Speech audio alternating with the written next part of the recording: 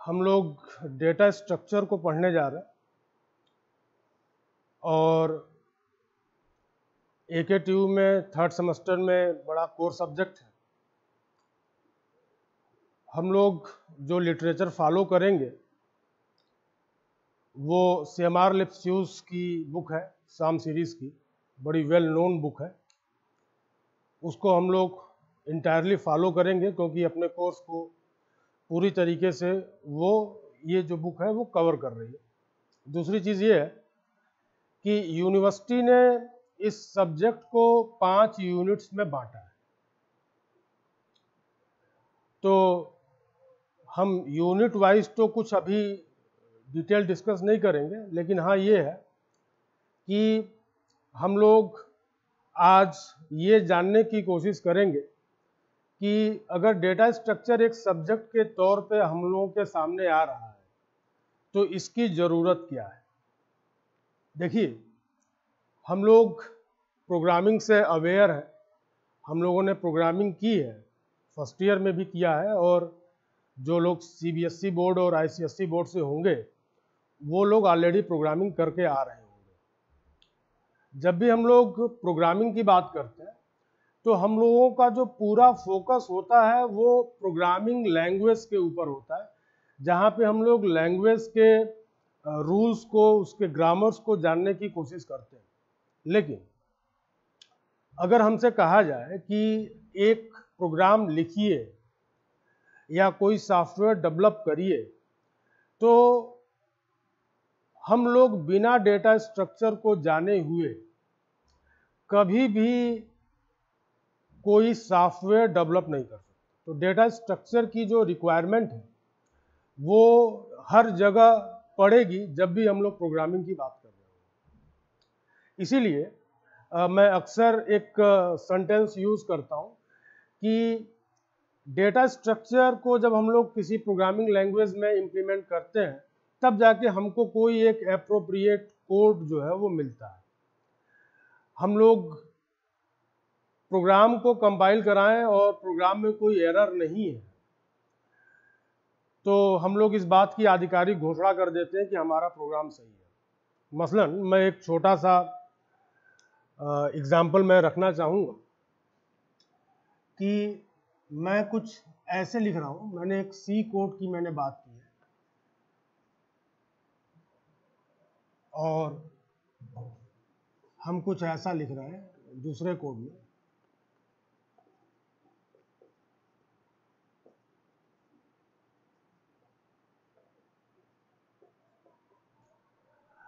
अगर इन दोनों कोड को हम लोग कंपाइल कराएं तो कंपाइलर हमको कोई भी एरर रिपोर्ट करने वाला नहीं है। ये जो पहला कोड मैंने लिखा है, यहाँ पे मैंने वायर्ड मेन से स्टार्ट किया है और मेन की बॉडी को मैंने एम्प्टी रखा है, और जो दूसरा कोड मैंने लिखा है, इस दूसरे कोड में मैंने एक प्रिंटफ स्टेटमेंट का इस्तेमाल किया है और मैंने वहाँ पे एक मैसेज प्रिंट कराया है हाय। देखिए, हम लोग जब भी इन दोनों प्रोग्राम को कंपाइल कराएंगे तो कंपाइलर को कोई भी ऑब्जेक्शन नहीं है। अकॉर्डिंग टू द ग्रामर ये दोनों के दोनों कोड सही है, लेकिन अगर आपसे पूछा जाए कि क्या ये दोनों के दोनों एक वैलिड प्रोग्राम है, तो अगर आप केवल और केवल इस चीज को अपने ध्यान में रख रहे हैं कि लैंग्वेज का जो कंपाइलर है या लैंग्वेज का जो इंटरप्रेटर है उसने कोई ऑब्जेक्शन नहीं किया है, तो आप जो भी लिख रहे हैं वो एक वैलिड सोर्स कोड है, तो मैं कहूँगा कि आप बिल्कुल गलत हैं। देखिए, जब भी हम लोग प्रोग्राम लिखते हैं तो एक वैलिड प्रोग्राम वो होता है जहाँ पे कम से कम एक आउटपुट स्टेटमेंट जरूर हो, और यही रीजन है कि जो ये पहला कोड मैंने लिखा है जहाँ पे मेन की बॉडी एम्प्टी है, though this code is logically and grammatically correct, even though we can't say that this is going to be a valid source code, because this code has not any output statement, but in the second case we have one output statement, and this output statement is going to impact the entire scene, और ये बता रहा है कि algorithm के point of view से, algorithm के point of view से ये जो कोड है वो एक वैलिड कोड, ठीक है। एल्गोरिज्म क्या होता है इसके बारे में हम लोग आगे चर्चा करेंगे। फिलहाल आज जो डेटा स्ट्रक्चर का इंट्रोडक्शन हम लोगों को देखना है, जानना है, तो उसकी शुरुआत जो है हम डेटा से करेंगे।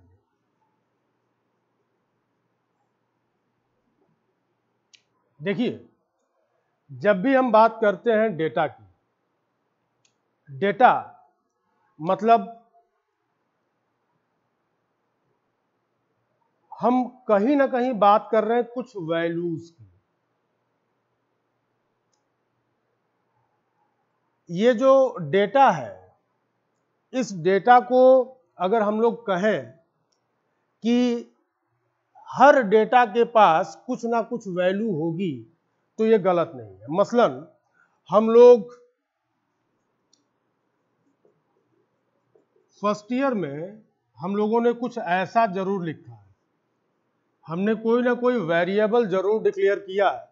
मसलन मैंने यहाँ पे एक वेरिएबल डिक्लेयर किया है ए, और ये जो ए है ये इंटीजर टाइप का है, और यहाँ पे जो मैंने एक वैल्यू स्टोर की है वो वैल्यू है 5।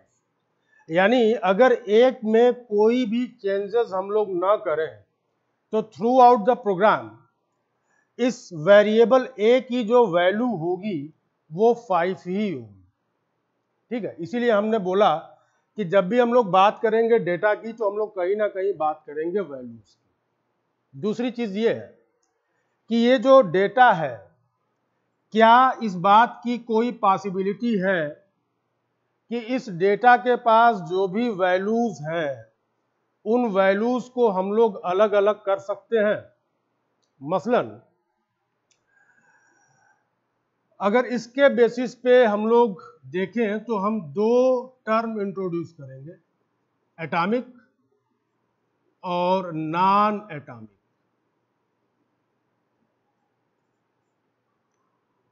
डेटा हमारा एटॉमिक भी हो सकता है और डेटा हमारा नॉन एटॉमिक भी हो सकता है। नॉन एटॉमिक बोलने का मतलब क्या है कि वो डेटा जिसको हम लोग फर्दर पार्ट्स में डिवाइड कर सकते हैं, पार्ट्स में डिवाइड कर सकते हैं। ऐसा कोई वैल्यू अपने पास है, ऐसा कोई डेटा अपने पास है, तो उस डेटा को हम लोग क्या बोलते हैं, नॉन एटॉमिक डेटा, या फिर कंपोजिट डेटा भी हम लोग उसको बोल सकते हैं। अच्छा, जब हम लोग बात करेंगे एटॉमिक डेटा की, तो ये जो एटॉमिक डेटा है, the atomic data can not be further सब डिवाइडेड, जिसको हम लोग पार्ट्स में ब्रेक नहीं कर सकते। मसलन मैं यहाँ पे एक वेरिएबल में ले रहा हूं नेम, और मैं एक और एंटिटी में ले रहा हूं जिसको मैंने बोला एज। देखिए, किसी का नाम राम कुमार मौर्य हो सकता है,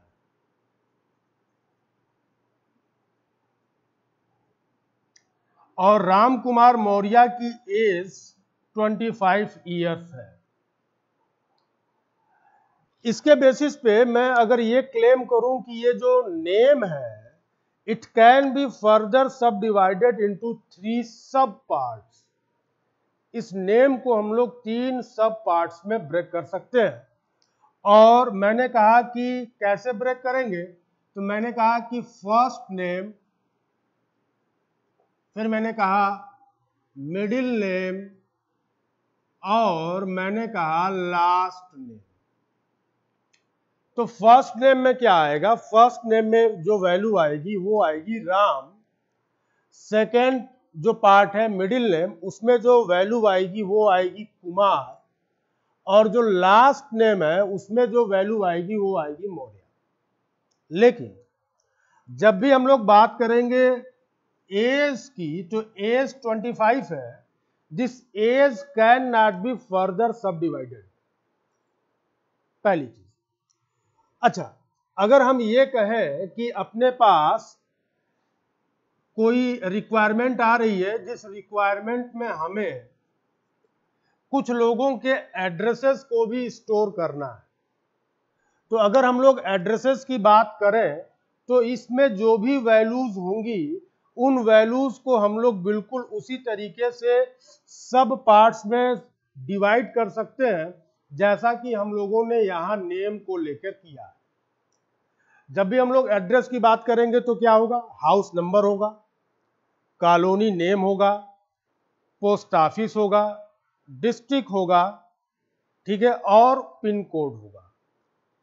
ठीक है, तो एड्रेस अगर आपसे कोई पूछे कि एड्रेस एटॉमिक है या नॉन एटॉमिक है तो आपका जवाब क्या होगा कि address is a composite data, address is non atomic just like name. लेकिन अगर आपसे कोई पूछे कि एज क्या है तो एज हमारे लिए एटॉमिक है। क्यों? क्योंकि हम लोग एज को फर्दर सब डिवाइड नहीं कर सकते। अभी हम लोगों ने डेटा को कैटेगराइज किया, उसके डिवीजन को लेकर, क्या कोई डेटा डिवाइड हो सकता है, क्या कोई डेटा डिवाइड नहीं हो सकता है। तो जो डेटा डिवाइड नहीं होगा उसको हम लोग क्या बोलेंगे, एटॉमिक डेटा, और जो डिवाइड होगा उसको हम लोग क्या बोलेंगे, नॉन एटॉमिक डेटा या फिर कंपोजिट डेटा। चलिए हम लोग अपने डिस्कशन को आगे बढ़ाते हैं और कुछ चीजों को और एक्सप्लोर करते हैं। मसलन हमने जब कहा कि फर्स्ट नेम में राम, मिडिल नेम में कुमार और लास्ट नेम में मौर्य आएगा, हमने कहा कि एज की एक वैल्यू है और वो है 25। अब यहां पे ध्यान क्या देना है, तो ध्यान ये देना है कि अगर कोई भी डेटा है तो उस डेटा को हम कोई ना कोई वैल्यू असाइन जरूर करेंगे। कंसिस्टेंसी बहुत बड़ा इशू है। ठीक है, किसी का नाम 1 2 3 4 5 6 नहीं हो सकता और किसी की जो एज है वो ABCD बिल्कुल नहीं हो सकती। तो जो भी वैल्यूज हम लोग असाइन करेंगे उस वैल्यू की एक रेंज होगी और उसका अपना एक एप्रोप्रिएट डेटा टाइप भी होगा। ठीक है, चलिए लिटरेचर में एक टर्म आता है जिसको हम लोग एंटिटी बोलते हैं। एंटिटी, देखिए जब भी हम लोग एंटिटी की बात करेंगे तो in general entity means objects, और जब भी हम लोग ऑब्जेक्ट की बात करेंगे तो ऑब्जेक्ट बोलने का मतलब ये है कि हर वो चीज जिसको हम लोग यूनिकली आइडेंटिफाई कर सकें। जैसे किसी क्लास में जो है 60 स्टूडेंट्स हैं तो हम हर एक स्टूडेंट को यूनिकली आइडेंटिफाई कर सकते हैं। और अब अगर हम ये कहें कि हर एक स्टूडेंट अपने में एक ऑब्जेक्ट है तो ये गलत नहीं होगा। चलिए अब हम लोग बात करते हैं कि हमारे क्लास में दो लोग हैं, एक है मिस्टर राम और एक है मिस्टर श्याम। और मैंने कहा कि मिस्टर राम और मिस्टर श्याम ये दोनों के दोनों लोग ऑब्जेक्ट हैं। और हमने कहा कि भाई ऑब्जेक्ट क्या है, तो हर वो एंटिटी जिसको हम लोग रियल वर्ल्ड में यूनिकली आइडेंटिफाई कर सकते। तो अगर हम मिस्टर राम और मिस्टर श्याम को यूनिकली आइडेंटिफाई कर रहे हैं तो कैसे कर रहे हैं। अब प्रश्न ये उठता है कि दोनों को अगर हम यूनिकली आइडेंटिफाई कर रहे हैं तो what is the criteria, what is the basics, what are the various attributes by which we are going to differentiate mister Ram and mister Shyam.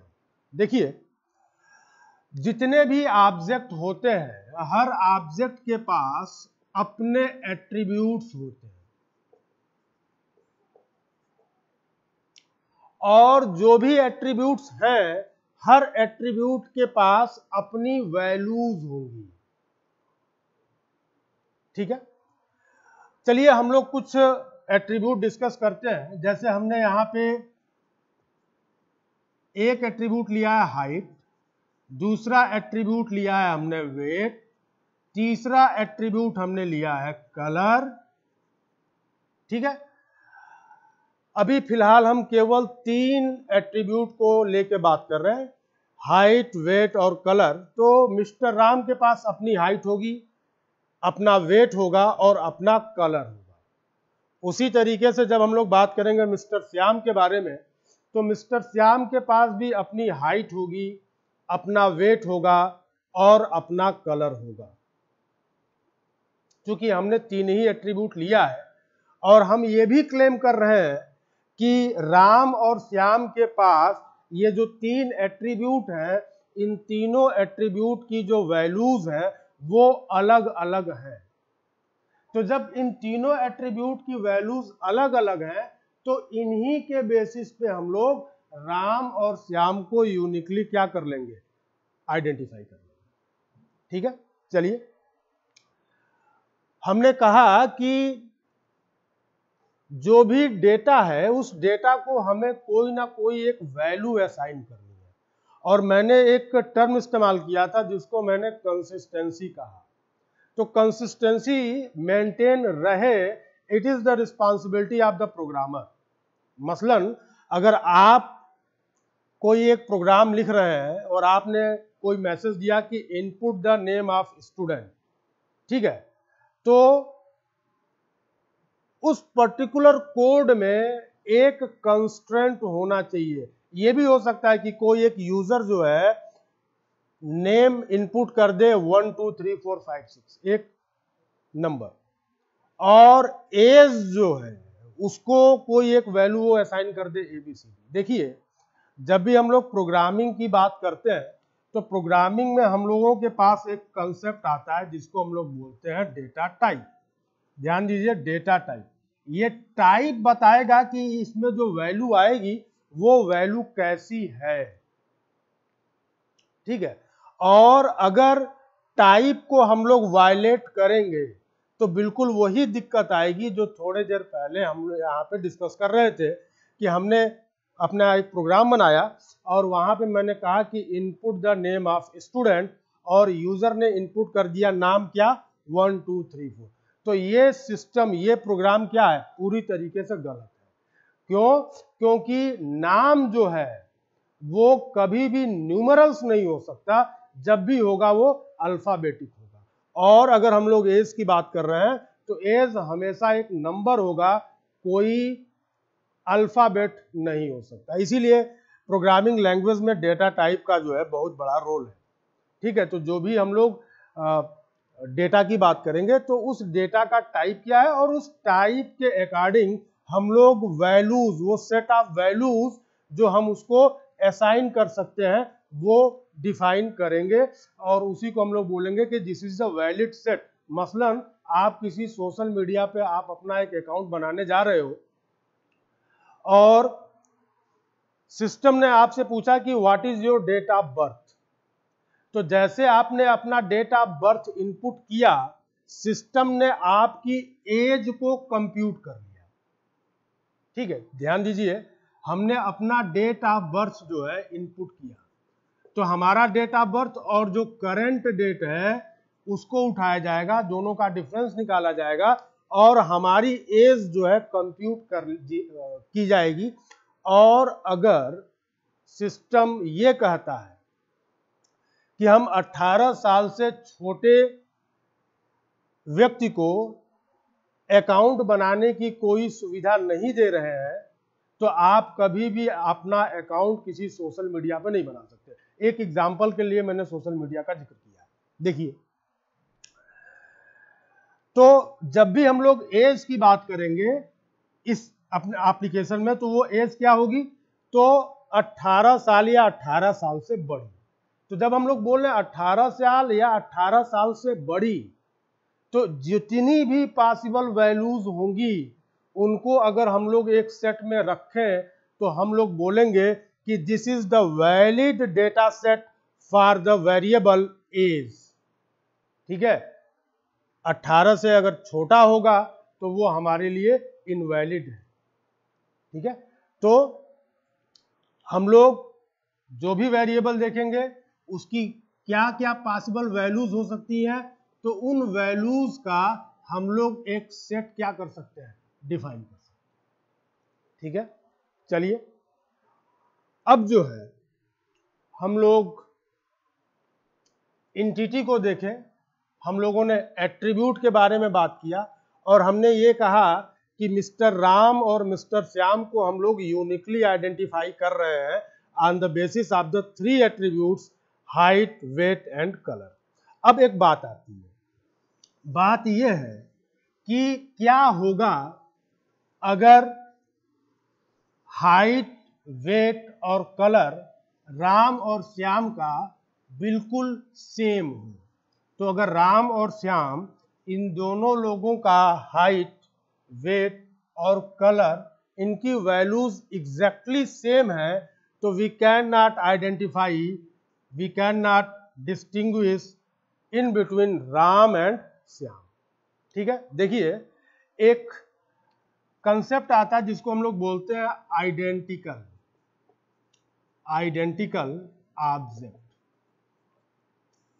ठीक है, आइडेंटिकल ऑब्जेक्ट या सिमिलर ऑब्जेक्ट बोलने का मतलब क्या है, तो बोलने का मतलब सिर्फ और सिर्फ ये है कि जो भी अपने पास एंटिटीज हैं, उन एंटिटीज के पास जितने भी एट्रीब्यूट्स हैं, उन एट्रीब्यूट्स की वैल्यूज कैसी है, सेम है। जैसे हमने कहा कि एक एग्जांपल लेते हैं और हम बोलते हैं कि मिस्टर राम और मिस्टर श्याम ये दोनों लोग ट्विंस हैं। तो राम और श्याम दोनों ट्विंस हो गए, तब तो दिक्कत हो गई। बदमाशी राम करेगा और डांट किसको मिलेगी, श्याम को मिलेगी। क्यों? क्योंकि राम और श्याम के पास जो भी एट्रीब्यूट है उन एट्रीब्यूट की वैल्यूज बिल्कुल सेम है, और इसी वजह से हम लोग यूनिकली आइडेंटिफाई नहीं कर पा रहे हैं कि कौन मिस्टर राम है और कौन मिस्टर श्याम। ठीक है, तो दो ऑब्जेक्ट जिनके पास एट्रीब्यूट्स की वैल्यूज क्या होंगी, एग्जैक्टली सेम होंगी, उनको हम लोग क्या बोलते हैं, तो उनको हम लोग बोलेंगे आइडेंटिकल ऑब्जेक्ट। ठीक है, चलिए अब हम लोग एक बात और भी कर लें कि हम लोग जो ये सब्जेक्ट पढ़ रहे हैं डेटा स्ट्रक्चर, तो हम लोगों ने केवल डेटा के बारे में अब तक डिस्कशन किया है। ठीक है, बेसिकली हम लोग ये जो डेटा अपने पास रख रहे हैं उस डेटा से हम लोगों को क्या मिलने वाला है। देखिए जब भी हम लोग डेटा की बात करते हैं तो इसके साथ एक और टर्म हमारे दिमाग में आने लगता है जिसको हम लोग बोलते हैं इंफॉर्मेशन। ठीक है, और कैसे डिफाइन किया जाएगा, तो लिटरेचर में एक डिफिनीशन दी गई है, हालांकि ये डिफिनीशन इतनी हार्ड एंड फास्ट नहीं है। तो लिटरेचर में जो डिफिनीशन दी गई है उसके according data is raw form of information, या दूसरे शब्दों में कहें कि when data is processed we have information. यानी जब भी हम लोग डेटा को क्या करेंगे, डेटा की प्रोसेसिंग कर लेंगे तो हमको क्या मिलेगा, इंफॉर्मेशन मिलेगा। और हमेशा इस बात को याद रखिए कि हम लोग इंफॉर्मेशन का इस्तेमाल हमेशा डिसीजन लेने में करते हैं। चलिए अब जब मैंने कहा कि डेटा की जब बात उठती है तो बात इंफॉर्मेशन की भी आती है। अब मैं ये बोल रहा हूं कि डेटा और इंफॉर्मेशन को डिफरेंशिएट कर पाना बड़ा मुश्किल है। It is really very difficult to differentiate the term data and information. तो आपके मन में एक डाउट आएगा कि अभी थोड़ी देर पहले मैंने कहा कि when data is processed we get information, यानी प्रोसेस्ड डेटा जो है वो इंफॉर्मेशन है। चलिए मैं आपको एक छोटी सी कहानी सुना रहा हूं। कहानी यह है कि अपने यहाँ भारत में, भारत देश में पोलियो नाम की एक बीमारी है और उस पोलियो को हमें इलिमिनेट करना था। तो राष्ट्रीय स्तर पे, नेशनल लेवल पे एक मुहिम चली, एक ऑपरेशन चला कि हमें अपने देश से जो है पोलियो को हटाना है। तो नेशनल लेवल पे जो पॉलिसी बनी वो स्टेट लेवल पे आई, स्टेट लेवल पे जो पॉलिसी बनी वो रीजनल लेवल पे आई, जोनल लेवल पे आई, जोनल लेवल पर जो पॉलिसी बनी वो डिस्ट्रिक्ट लेवल पे गई, डिस्ट्रिक्ट लेवल पर जो पॉलिसी बनी वो ब्लॉक लेवल पे गई, और ब्लॉक लेवल पे जो पॉलिसी बनी वो कॉलोनीज और गांवों तक पहुंची। ठीक है, ये इतनी बात। अब किसी गांव में जो है पल्स पोलियो के जो कर्मचारी थे वो वैक्सीन लेकर पहुंचे और उन्होंने गांव में जो है बच्चों को वैक्सीन देना शुरू किया। तो हो सकता है कि कोई एक गांव है XYZ जिसकी हम बात कर रहे हैं, तो एक रिपोर्ट ये बनाई गई कि इस गांव में 100 लोग जो चाइल्ड्स थे उनको जो है वैक्सीन दी गई, उनको जो है पोलियो ड्रॉप दिया गया, और संजोग से 20 लोग ऐसे थे जो एलिजिबल तो थे पोलियो ड्रॉप पीने के लिए, लेकिन वो गांव में उपलब्ध नहीं थे, इसलिए इन 20 लोगों को जो है पोलियो ड्रॉप नहीं पिलाया गया। शाम का समय हुआ और पोलियो कर्मचारी जो थे उन्होंने एक इंफॉर्मेशन बनाई। इंफॉर्मेशन ये बनाया कि गांव XYZ में हमको 120 लोगों को पोलियो ड्रॉप पिलाना था, लेकिन हम लोगों ने केवल 100 लोगों को पोलियो ड्रॉप पिलाया। 20 लोग गांव में उपस्थित नहीं थे, इस वजह से वो लोग पोलियो ड्रॉप नहीं पी पाए। ठीक है, और उन लोगों ने कहा कि अब अपना काम हो गया है, मुझे ये रिपोर्ट गांव से कहां भेज देना है, तो ब्लॉक लेवल पर भेज देना है। ध्यान दीजिए, एक ब्लॉक से संबंधित गांवों की संख्या एक से ज्यादा होती है। तो जो ब्लॉक लेवल पे व्यक्ति बैठा हुआ है वो सोच रहा है कि मुझे गांव से डेटा मिले, मुझे गांव से डेटा मिले, तब मैं ये इंफॉर्मेशन जो है डिस्ट्रिक्ट लेवल पे भेज पाऊंगा कि मेरे ब्लॉक में कितने लोग पोलियो ड्रॉप पिए, मेरे ब्लॉक में कितने लोग पोलियो ड्रॉप नहीं पिए। ध्यान दीजिए, ब्लॉक लेवल का आदमी क्या सोच रहा है कि मुझे गांव से डेटा मिलना चाहिए, और गांव पे जो पोलियो कर्मी आए हुए थे वो क्या कह रहे हैं कि हम जरा इंफॉर्मेशन भेज दें, किसको, ब्लॉक लेवल को। यानी गांव में जो पोलियो कर्मी है जिस चीज को इंफॉर्मेशन बोल रहे हैं उसी चीज को ब्लॉक लेवल पर जो आदमी बैठा हुआ है, जो अफसर बैठा हुआ है, वो उसको डेटा मान रहा है।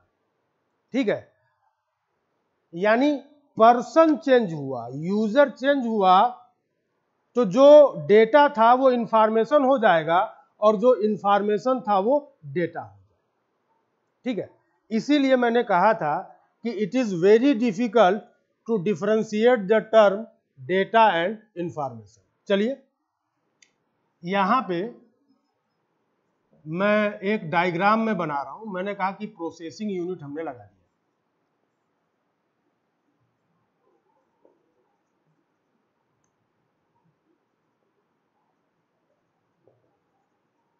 प्रोसेसिंग फॉर नेक्स्ट हाफ, अगले लेवल के लिए। और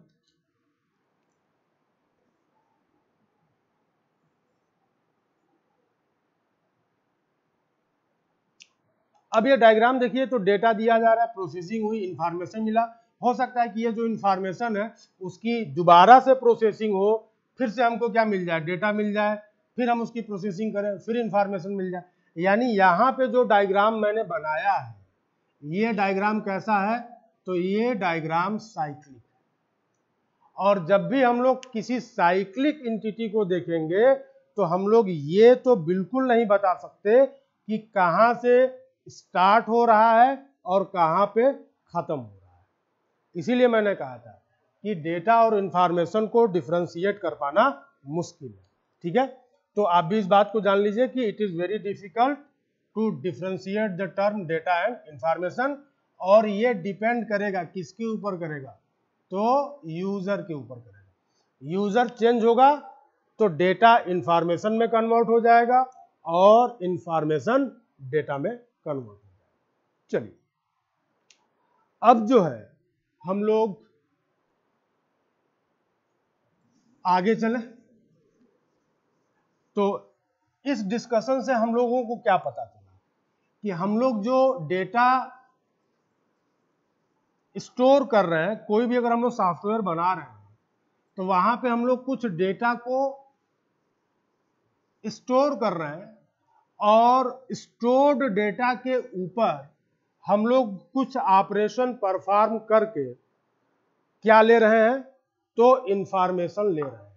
चलिए थोड़े देर पहले जो मैंने एक एग्जांपल दिया था कि सोशल मीडिया का जो सिस्टम है, उसने कहा कि आप अपना डेट ऑफ बर्थ इनपुट करिए और उसने आपकी करंट एज जो है कंप्यूट कर दी। चलिए अगर यहां पे देखा जाए तो आपकी जो करंट एज है वो एक डिराइव्ड इंफॉर्मेशन, और एज को डिराइव करने के लिए हमको जो है केवल एक बात की जानकारी होनी चाहिए कि आपका डेट ऑफ बर्थ क्या है। आपका डेट ऑफ बर्थ जैसे मुझे पता चलेगा और मुझे इस बात का इंफॉर्मेशन है कि आज की डेट क्या है, तो हम क्या करेंगे, आज की डेट जो है और आपका जो डेट ऑफ बर्थ है इनके बीच का डिफरेंस कैलकुलेट करेंगे और बड़े आराम से मैं आपके एज के बारे में बता सकता हूं। ठीक है, इसीलिए हम लोग इस सब्जेक्ट को एक्सप्लोर कर रहे हैं कि कोई भी सिस्टम अगर हम लोग बनाएंगे तो उस सिस्टम में जो हम लोग डेटा को रखेंगे वो डेटा बेसिकली हमारे सिस्टम में किस तरीके से स्टोर होगा, किस तरीके से हम उसके ऊपर ऑपरेशंस परफॉर्म करेंगे, कैसे हम लोग डेटा की इंटीग्रिटी, कैसे हम लोग डेटा की कंसिस्टेंसी मेंटेन कराएंगे, इन सारी चीजों का जो स्टडी है it is in the subject of data structure.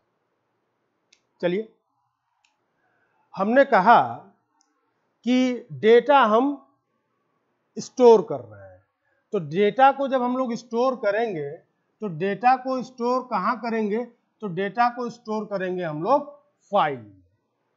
ठीक है, चलिए तो अभी हम लोग जो डिस्कस करने जा रहे हैं कंसेप्ट, उसमें हम लोग डिस्कस करेंगे what is file, what is record, ठीक है, और व्हाट इज फील्ड।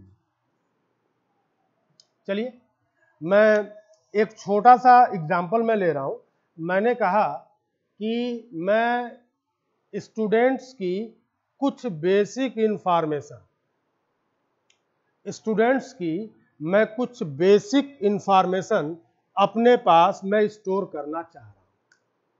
ठीक है, और वो जो बेसिक इंफॉर्मेशन है वो है नेम, ठीक है, दूसरा है कि उनकी ब्रांच क्या है,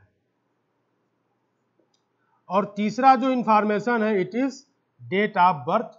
और हमने कहा कि भाई साहब ये जो डेट ऑफ बर्थ है वो आप लोग मुझे किस तरीके से इनपुट करेंगे, तो फॉर्मेट उसका मैंने स्पेसिफाई किया हुआ है कि पहले आप डे डालेंगे, उसके बाद आप मंथ डालेंगे और उसके बाद आप ईयर डालेंगे। ठीक है, अच्छा जब हम लोगों ने अपना डिस्कशन स्टार्ट किया था तो मैंने कहा था कि एज जो है वो एटॉमिक, एज जो है वो क्या है, एटॉमिक। लेकिन यहां पे जब मैंने कहा कि ये जो डेट ऑफ बर्थ है उसको आप इस फॉर्मेट में इनपुट करेंगे dd mm YYYY। अब हम अगर ये कहें कि ये जो डेट ऑफ बर्थ है it is now non atomic, अब ये एटॉमिक नहीं रहा। क्यों? क्योंकि मैं किसी भी स्टूडेंट का जो डेट ऑफ बर्थ है उसको इजिली मैं 3 पार्ट में मैं डिवाइड कर सकता हूं, डेट, मंथ और ईयर। और हम लोगों ने पहले ही देखा कि नेम को हम लोग बड़े आराम से फर्स्ट नेम, मिडिल नेम और लास्ट नेम में हम लोग क्या कर सकते हैं, ब्रेक कर सकते हैं। चलिए, अब ये जो करंट सिनेरियो है, इस करंट सिनेरियो में हम एक फाइल के स्ट्रक्चर को डिस्कस करने जा रहे हैं। तो मैंने ये डिसाइड कर लिया है कि नाम को मैं 3 सब पार्ट में मैं ब्रेक करूंगा, first name, mid name, last name. Branch मैं डिवाइड नहीं कर रहा हूं, वो एटॉमिक है। और जो डेट ऑफ बर्थ है उसको भी मैंने कहा कि मैं 3 टपल में इसको बांटने जा रहा हूं, DD, MM और YY। अब जो मैं फाइल में बनाऊंगा उस फाइल का स्ट्रक्चर कैसा होगा तो वो मैं आपको यहां पे दिखाने जा रहा हूं। ये मैं आपको यहां दिखा रहा हूं, देखिए, F नेम, फिर M नेम, फिर हमने कहा L नेम, फिर मैंने कहा ब्रांच, फिर मैंने कहा DD, फिर मैंने कहा MM और फिर मैंने कहा YY। चलिए, और इस तरीके से मैंने एक फाइल क्रिएट की है और इस फाइल का स्ट्रक्चर आपको एक टेबुलर फॉर्म में व्हाइट बोर्ड पर दिखेगा। चलिए, ये जो 3 एंटिटी है ये किसके लिए है, तो this is for the name.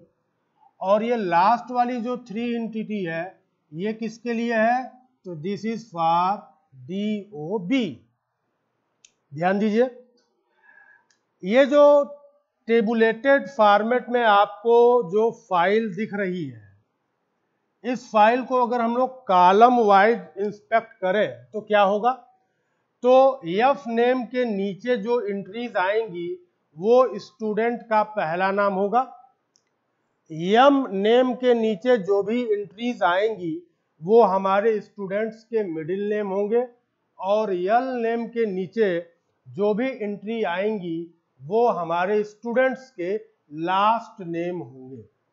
चलिए, और अगर मैं ये कह रहा हूं कि मैंने किसी एक पर्टिकुलर ब्रांच के बच्चों को ही कंसीडर किया है तो इस ब्रांच वाला जो कॉलम है यहां पे जो भी एंट्रीज आएंगी वो कांस्टेंट होंगी, लेकिन ये वैल्यू चेंज हो जाएंगी अगर मैंने अपने कॉलेज में बच्चों को अलग अलग ब्रांचेस से रैंडमली सेलेक्ट किया। यानी 2 बातें, हो सकता है कि आप जो फाइल मेंटेन करने जा रहे हो उसमें कुछ डेटा ऐसा हो जो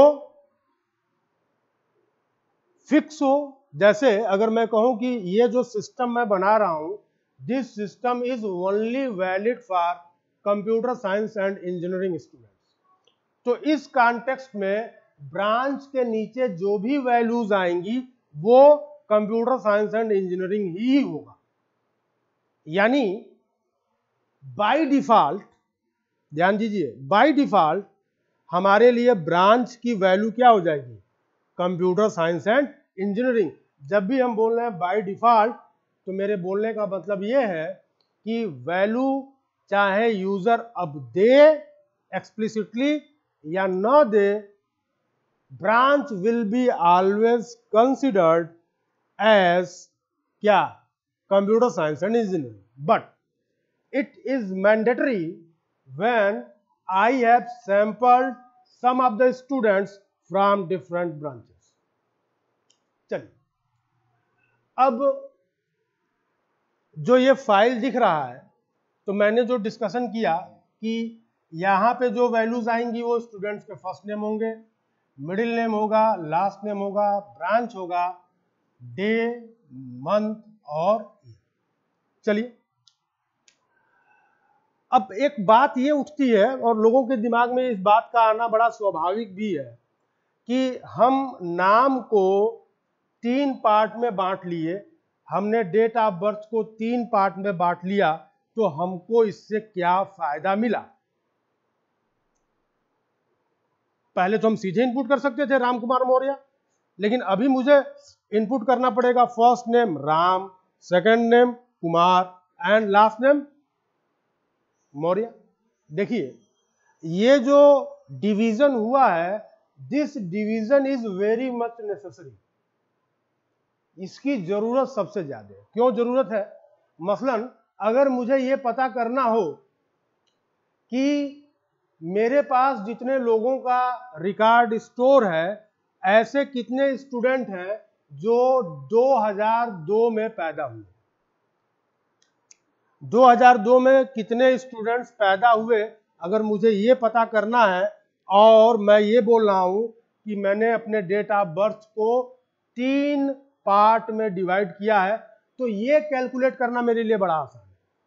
मुझे केवल Y Y Y Y column के नीचे वैल्यूज को चेक करना है। मैं हर उस वैल्यू को पिक करूंगा जहां पे एंट्री मुझे क्या मिलेगी, 2002, और उनको मैं जोड़ लूंगा तो मुझे पता चल जाएगा कि 2002 में कितने स्टूडेंट्स पैदा हुए। या मुझे ये पता करना हो कि किसी महीने की 5वीं तारीख में कितने स्टूडेंट्स हैं जिनका बर्थडे आता है। ठीक है, तो अब मुझे क्या देखना होगा? तो मैं केवल डीडी वाले कॉलम में मैं आऊंगा और मैं 5 खोजूंगा, जहां पे भी मुझे एक वैल्यू मिलेगी 5, मैं काउंट करूंगा और रिजल्ट में आपके सामने दे दूंगा। मैंने शुरुआत में ही कहा कि जब भी हम लोग बात करेंगे किसी सिस्टम को बनाने की, जहां पे हम लोग डेटा को स्टोर कर रहे हैं, तो डेटा का स्टोरेज सिर्फ और सिर्फ इस वजह से हो रहा है कि मुझे उस डेटा को आगे यूज करना है। I have to take some decision. ठीक है, तो हमारा जो सिस्टम होना चाहिए वो इतना इक्विप्ड हो कि जो कुछ ऑपरेशन हम परफॉर्म करना चाह रहे हैं, वो ऑपरेशन हमारा सिस्टम हमारे डेटा के ऊपर परफॉर्म करा सके। ठीक है, तो मेरे ख्याल से आज जो है इंट्रोडक्टरी लेक्चर में इतनी बातें सफिशिएंट है। कल का जो लेक्चर होगा वहां पे हम लोग अपना डिस्कशन यहीं से स्टार्ट करेंगे, और तब मैं आपको डिफरेंशिएट करके बताऊंगा कि based on the size of the record हम लोग फाइल को अलग अलग तरीकों से देख सकते हैं। तो आई होप कि ये लेक्चर आप लोगों को समझ में आया होगा। ठीक है, तो फिर अगले लेक्चर में हम लोग अगली चीजों को एक्सटेंड करेंगे। Thank you.